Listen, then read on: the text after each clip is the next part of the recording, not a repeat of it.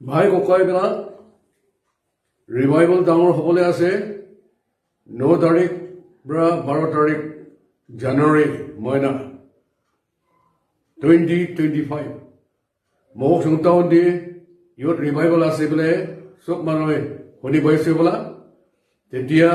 পবিত্ৰ আত্মাই ডাঙৰ কাম কৰিবলৈ আছে তো অকল ইয়তবিলাক সেই নহয় বৰাবৰি হ'লে চব মানুহ তাতে আহিবি ঈশ্বৰে ডাঙৰ কাম কৰিব তোমাৰ গা বেমাৰটো ভাল হ'ব